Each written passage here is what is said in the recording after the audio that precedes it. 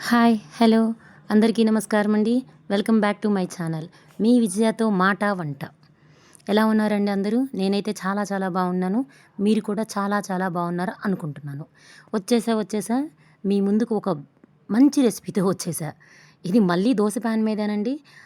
Carrot ఆలు fry హాస్టల్స్కి especially బయట ఊర్లలో ఉండే వాళ్ళకి, అంటే బయట చెన్నైలో కానీ ఇలా బెంగళూరులో కానీ ఇలా ఉండే వాళ్ళకి ఇది బెస్ట్ ఆప్షన్ అండి.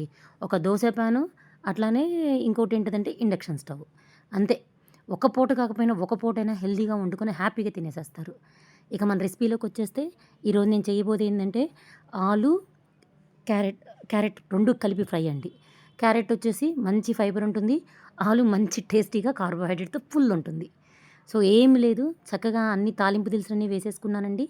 అవన్నీ కలిపి మనం ఫ్రై చేసుకోవటమే. యాజ్ యూజువల్ ప్రాసెస్ నీకు క్లియర్‌గా కనిపిస్తుంది చూడండి. ఆలు వేసేసాను.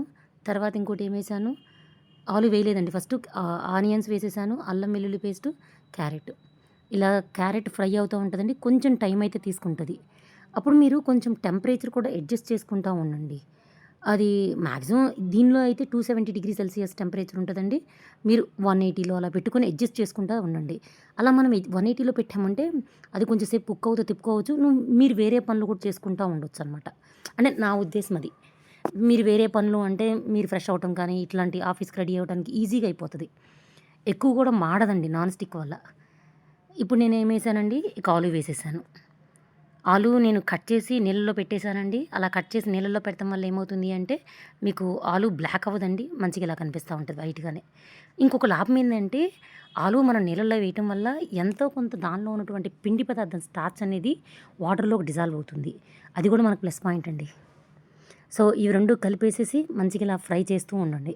టెంపరేచర్ మాత్రం నేనైతే 180లో పెట్టేశాను. ఎందుకంటే మిగతా పనులు కూడా నేను చూసుకుంటానికి. ఇలా పొద్దుగూకులైతే నేను తిప్పుతా కూర్చోలేం కదండీ. అలా ఎవ్రీ 5 మినిట్స్‌కి వచ్చేసి తిప్పుతూ ఉండాల. నేను ఇంకా కొంచెం బాగా మగ్గిద్దని చెప్పేసి అలా మూత కూడా పెట్టేశాను. చూసారా కొంచెం మగ్గడానికి వచ్చేసింది. మంచి కలర్‌ఫుల్‌గా కూడా అనిపిస్తుంది చూడండి ఇది. సో మళ్ళీ అలా తిప్పేసుకోవటం, కొంచెం సాల్ట్ వేయండి. ఇక్కడ సాల్ట్ వేసే క్లిప్ అయితే మిస్ అయిందండి. సాల్ట్ వేసి మళ్ళీ కొంచెం ఫ్రై చేసేసి మళ్ళీ అదే టెంపరేచర్‌లో 180లో టెంపరేచర్‌లో పెట్టేసుకొని మెయింటైన్ చేస్తూ ఉండండి ఇలా.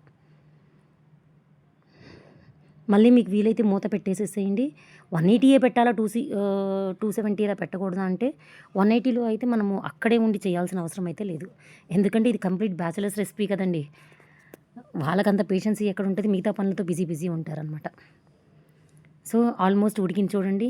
ఆలు కూడా అలా తింపితే అది కట్ అవుతుంది చూడండి ఒకసారి. సో నెక్స్ట్ కారం వేసుకోవడమేనండి ఇక. అదిగోండి. ఇంకొంచెం ఉడకాలి. సో ఇంకొంచెం 5 నిమిషాలు ఫ్రై చేసేసుకుంటే సరిపోతుంది. సో నేను కారం వేసేస్తాను. అది కూడా క్లిప్ మిస్ అయిందండి. కారం వేసేసాను. మంచిగా ఫ్రై అయిపోయింది చూసేసేయండి. ఎంత కలర్ఫుల్‌గా ఉందో. ఎవ్వరైనా ఈజీగా చేసేసుకోవచ్చండి. ఎస్పెషల్లీ నేను వాళ్ళనే కాదు, ఇంట్లో అయినా మన హౌస్ వైఫ్స్ అయినా సరే ఇది పెట్టేసుకొని వాళ్ళ పని వాళ్ళు చేసుకోవచ్చు. ఇప్పుడు మగ్గిపోయింది చూడండి. సో దాంతో కట్ అయిపోతుంది ఈజీగా. సో మీరు ఇంకా కొంచెం నేను 200 పెట్టాను టెంపరేచరు. మీరు ఇంకా కొంచెం సాఫ్ట్‌గా అంటే మీరు ట్రై చేయొచ్చు. సో ఫైనల్‌గా అవుట్‌పుట్ చూసారా ఎంత మంచిగా వచ్చిందో, కలర్‌ఫుల్‌గా ఉంది. చాలా బాగుంది కదండీ. ఇది.